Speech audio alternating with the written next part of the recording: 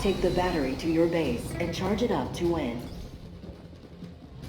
Hello and welcome to this video from the sixfaxis.com. We are going to be talking about LawBreakers today, which is the first game, I believe, from Boss Key Productions, which is Cliffy B's brand new studio.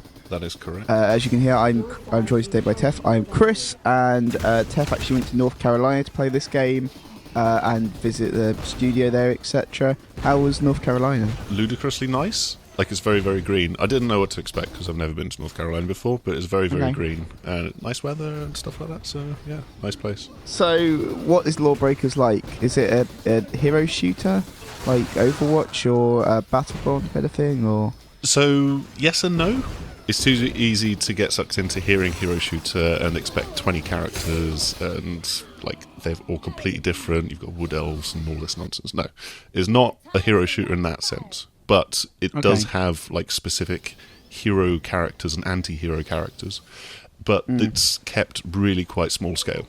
So there's 4 characters on the Law side and 4 on the Breakers side at the moment. And there's gonna be that is very narrow, yeah.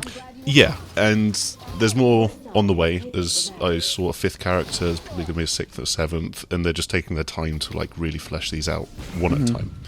But even though there's 8 characters in the game, there's only 4 real classes. So there's an assassin on both sides. They've both got the same abilities. There's the titan on both sides with the same rocket launcher, same lightning powers and stuff like this. And so they run in parallel, and that means that this maybe more feels like a class-based shooter at the moment. So I was going to ask that. Is it a more class-based than hero shooter kind of thing, or do the fact you've got more distinct characters make it feel like it's more... Like, do the 2 assassins, for example, have different abilities? No, the 2 assassins, they've both got exactly the same abilities. But they're different characters, isn't they? They look different visually. Yeah, that's it. So, I mean, you've got both sides, basically. You've got these 2... What's also quite nice is that these characters are being designed in pairs.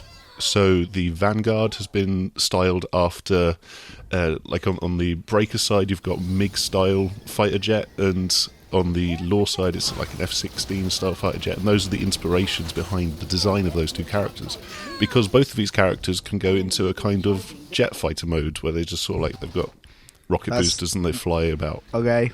Isn't this game meant to be about gravity manipulation and stuff? That was kind of the big reveal in the middle of the year, and they've shown lots of, like, floating rocks and stuff. So why do you need to fly if you can manipulate gravity? Well, because it's all about overcoming gravity or using it to your ability, to your advantage in the match. And so all of the characters have got, like, gravity manipulating abilities. The Vanguard, for example, sticking with this particular character class, their sort of ultimate ability, they sort of go up into the sky and then they smash into the floor and they create a pool of low gravity, which then means that other people are floating around, they can't move as fast. You've got a bit of an advantage because you can then fly off to a corner, get, like, the drop on people, that kind of thing. That's cool. And yeah, it's a nice idea. I think it works quite well, especially because...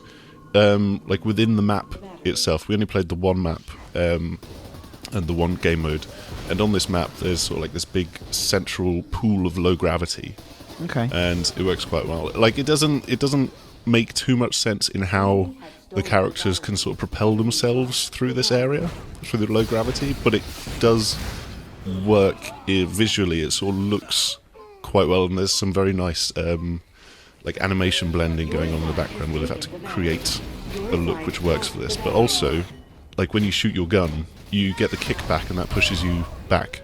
So it's, it's kind of like Newtonian physics in that regard, but it's then been twisted into this game. Well, because I saw there's, like, a lot of rocket jumping and stuff in the trailer they put out relatively recently. Because that kind of makes me feel, as you're saying, it is a very much an arena shooter. So are we talking kind of like Quakey or Unreal Tournament sort of feel to it, or...? I think if it was going to be one of the 2, it'd be more Unreal Tournament. Some of the guns have got, like, a second mode, or you've got the rocket launcher for the Titan, you can explode early. The Assassin's got, like, a grappling hook which allows her to latch onto things and then fly from one point to another, basically. Useful. Yeah, and she's actually really difficult to get the hang of playing as her. She's more melee focused because like the primary weapon is a sword, and the secondary weapon is like a shotgun which you can charge up and stuff. I mean, with kind of any arena type shooter, it is always going to hang off the game modes. So what are we looking at in LawBreakers? Or is it just the classic kind of capture the flag, deathmatch, team deathmatch type things? I imagine it's team deathmatch, not just pure deathmatch. We only played one mode, but and this was called Overcharge. But it doesn't sound like there's going to be team deathmatch or capture the flag, just like a bare bones standard game mode like that. What they were talking about in the presentation before we played was that they wanted them to be modes that matter. Bring old ideas which have worked and just like twist them into a new form. So Overcharge, like the easiest thing to compare it to would be one flag, capture the flag, where there's a flag in the middle and you go and take it, but instead of having to deliver it to the enemy base, you have to take it back to your one and charge it up. And so you've then got like an attack and defense in this.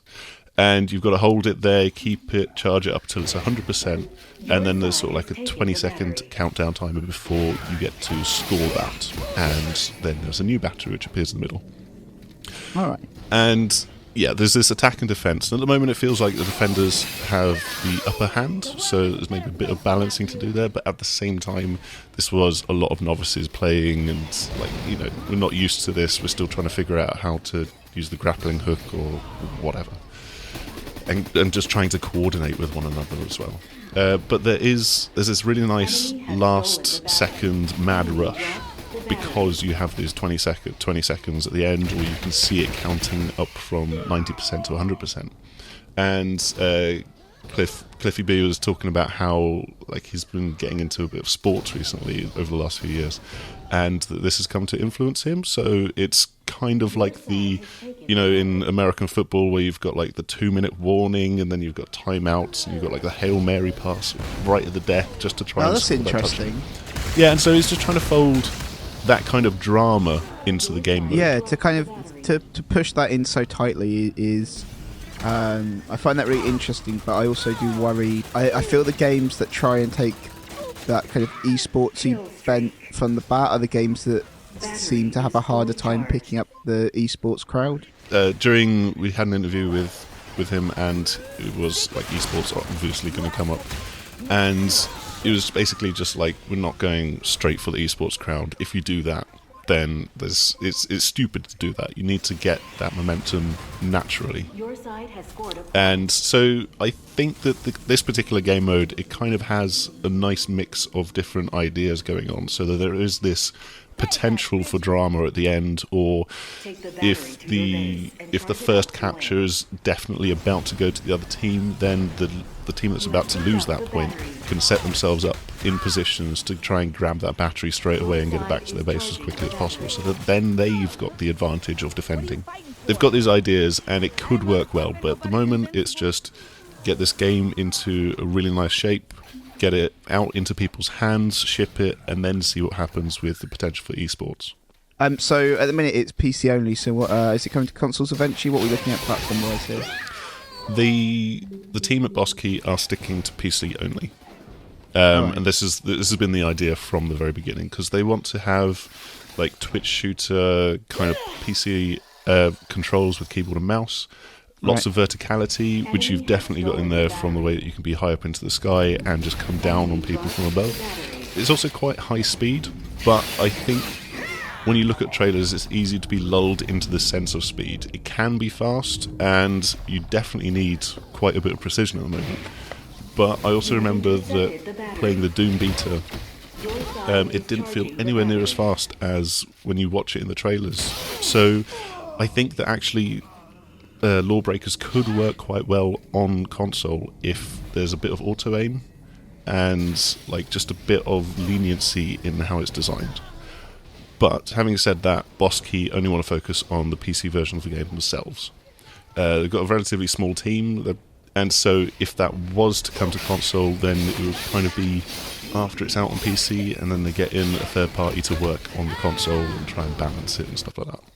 I mean, it's very much not in their immediate plans, and it would be difficult for them to do at the minute. It's probably the best way to look at it, even if they wanted to. But also, like, another thing for the console side of things is that it's just moved away from the free-to-play model, which they announced, I think that was last month now. And they did that because the internet said that they didn't want it to be free-to-play. There's this stigma attached to free-to-play as well. Yeah, it definitely is. I think that's very reasonable. Yeah, and so they're going for a paid release, and it's not going to be $60, which would be like 40 quid. It's going to be somewhere lower than that. There might be a few microtransactions for cosmetic things, but you know, once Boss Key are happy with it, once they've got it out on PC, then there's potential for console. But at the moment, it's just get this game into as good a shape as possible and get it into people's hands. Is it, as we were saying at the beginning, is it a hero shooter? Is it not a hero shooter kind of area? It seems that those kind of hero shooter games have swung away from the traditional MOBA market at this point. That they're, because like Overwatch and I think Overwatch and Battleborn are both going to be full price, right?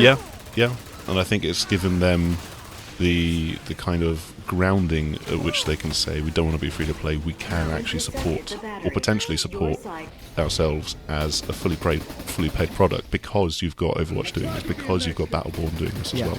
Yeah, it's because like they can't take that risk as like their first game from a new studio, even if you have got Cliffy B working there. But when you've got bigger studios saying we're going to go down this route, then it's much easier for them to follow. So we've also got a preview up on the site and an interview of Cliffy B as well, I believe. That is right, yes. So they're all up on TSA right now. We've got sickfaxes.com. Anyway, that's going to do it now. So say goodbye, Teh. Goodbye. Goodbye. Enemy intercepted the battery. Enemy is charging the battery.